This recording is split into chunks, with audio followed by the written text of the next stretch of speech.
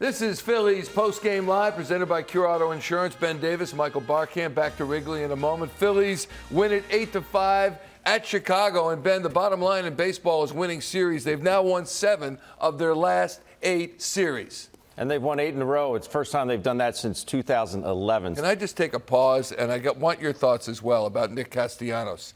And I remember when he flew in for the first time and John Clark approached him to interview him. And he seemed kind of standoffish at that time. And he was kind of grumpy throughout all of last season. And he didn't perform well, bottom line, throughout most of last season. Got a little better toward the end and in the playoffs. And he just said, look, this is a major change of life. And I hate to say forget the money, but forget the money.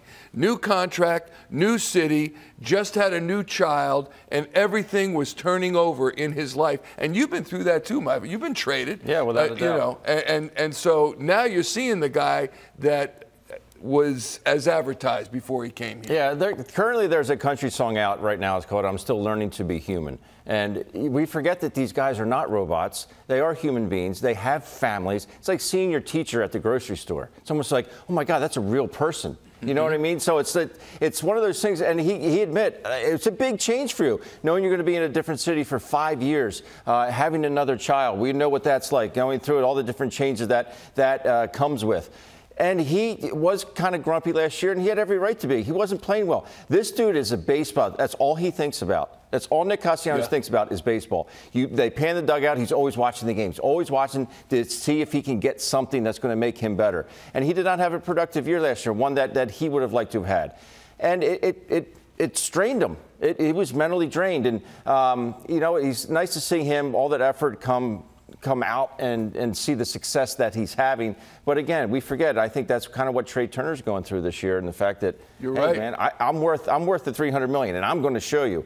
It just doesn't work that way. The more pressure you put upon yourself, the harder the game gets. And I think Nick Castellanos has had a chance to breathe, and he's kind of exhaling, just okay, I'll let the game come to me. Yeah, let's have Ruben pick up on that a little bit now as we go back to Wrigley Field. Check in with Ruben Amaro Jr. Call tonight's game with Tom McCarthy. Ruben, we heard your interview with Nick Castellanos, and it was really impressive to hear him talk. And you look at last year, you look at his numbers last year, you look at the fact that he had been an all-star, and he struggled throughout much of last season, and his personality wasn't what we thought it would be either. And all of a sudden, we see him blossom as a person and as a player this year, and you realize that the change of life that he went through was something that was that significant for him, right?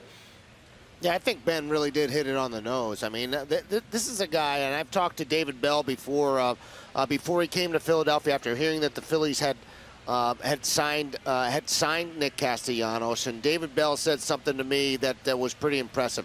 He said that this guy is all about baseball all the time. He's thinking about things. He thinks about things differently than anybody else.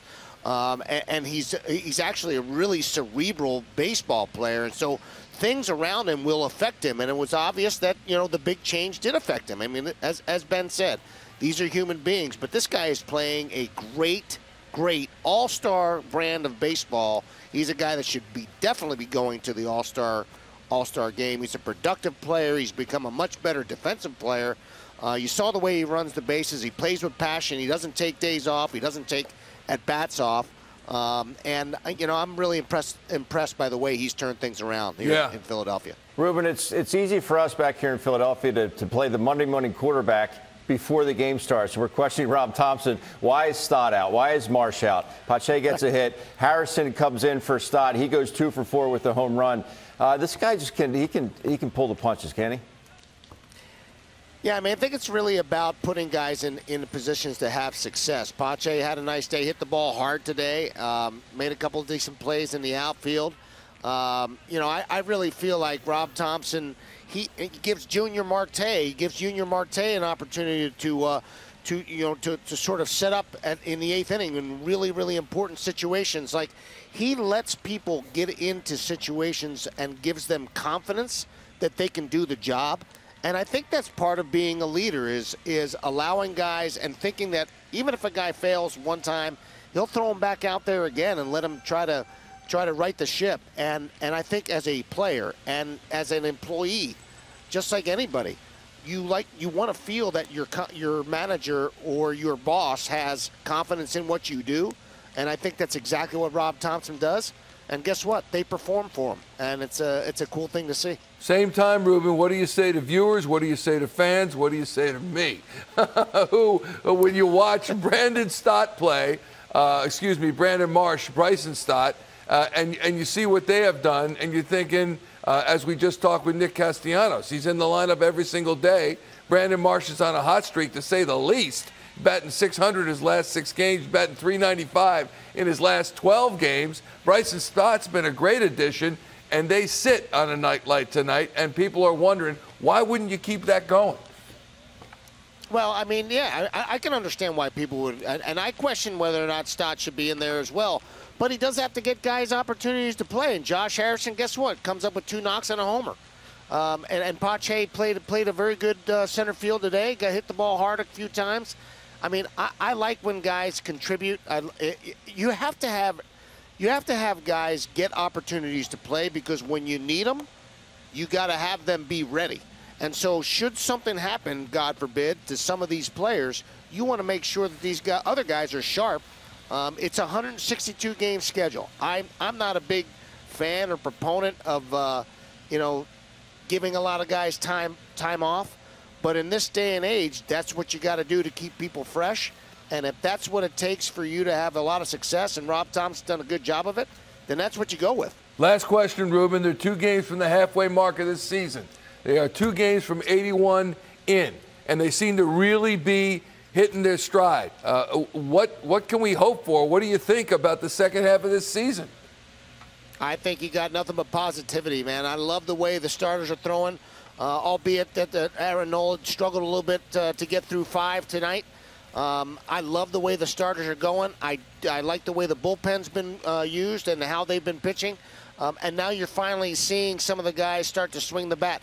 Right now, you don't even have Turner or Harper really hot right now, and they're still scoring runs and winning baseball games. How about when those 2 guys get hot? Yeah. It's going to be an exciting summer. I think it's going to be. I think the Philly fans are in for a really nice summer. I think you are absolutely correct, my friend. We thank you. We'll talk to you tomorrow. Ruben Amaro Jr. in the booth at Wrigley Field, calling tonight's game with Tom McCarthy, the new Mr. June, indeed. Ben Davis, look at this: 22 games played.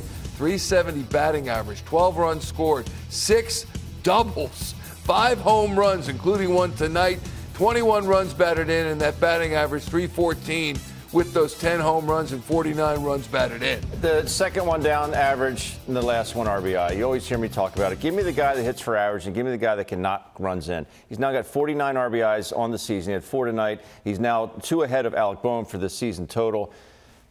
Guys, I think it's the most underrated stat in baseball is the run batted in. And Nick Castellanos drives in 4 tonight. But it's just something that you can rely on somebody to get that run in. You know, that's what made Manny Ramirez so good. Juan Gonzalez, these guys coming up. You look at Jim Tomei, Ryan Howard. These are, I know, they're prolific home run hitters, but these guys, when there was a runner on second base with 2 outs, they always seem, not always, but they seem to find a way to get that runner in. And that's what Nick Castellanos has done in June. You see the 21 RBIs in 22 games. I'll take that guy on my team any day of the week. Let's go to the manager's office, Wrigley Field, and check in with Rob Thomson on a big win tonight. Those 2 home runs really kind of set the tone early. Huh? Yeah, I mean, we had a good inning there. 2-run shot, and a 3-run shot by Castellanos was 3. Yeah, that kind of gave us a head start. I thought Knowles pitched well early. He missed a couple of locations for home runs, but then he kind of lost the zone in the 5th. Strom did a nice job. Marte was really good. Alvey was a little bit scattered tonight, but got it done. So all in all, it was a pretty good night. Because of 8 straight games on the road now, what are the difficulties that come with pulling that feed off, and why do you think you guys have found that success? Well, I think we're due. But yeah, you got to win on the road. You got to win at home. You got to win in your division if you want to win a division. And we early in the year we weren't very good on the road, but now we've settled in. And that West Coast trip that we had where we won 5 out of 6 was huge for us. Gave us a little confidence on the road. And I think it's helped. Talked a lot about Castellanos' season this year. Where do you think you guys would be without this turnaround right now. You don't have Hoskins. A lot of the other guys aren't underperforming compared to their career numbers. No, he looks like the Nick of old, you know, and he's been really our most consistent hitter all year, and he's a big part, no doubt. I was looking at some of his numbers. He still chases a lot. He still swings and misses a lot, but he's barreling up a lot more balls. I mean, how do you kind of weigh? How does that work exactly? But I don't think he's chasing as much as he did last year. Okay. So I think he's cut down on that. He's always chased a little bit, you know. So I think he's cut down on it from last year's. Again, his head's not moving as much. He's staying back and staying balanced and being able to see the baseball, and that's the key for him. Does it help that he's hitting, higher in the order? I mean, he's talked about maybe getting pitched differently when he bats in third, front of bats, Harper. Yeah. I think there's something to that, sure. So that probably helps. You know, he's going to get some more pitches that he can handle, so that helps. You look at Nola's ERA; it's not where it usually is. It's higher, but he had, I think it's his first start since like mid-April that he hasn't gone 6+. Yeah. Can you speak to kind of the value there of just being a guy that, at least even if he's not pitching great, is giving you 6 innings? Yeah, you can trust him with that, with length, and I think a lot of that ERA is from the very start of the season. You know, he gave up a lot of runs early, and he's been very consistent in the last month and a half or whatever it is. You know, you trust a guy like that. You trust because you know he's going to work. He's going to be prepared. He's going to go out and he's going to compete and give you everything he's got. He's a guy that we lean on heavily, and it helps when you have guys like that, Wheeler and all these guys now. I mean, it really helps your bullpen to get rested.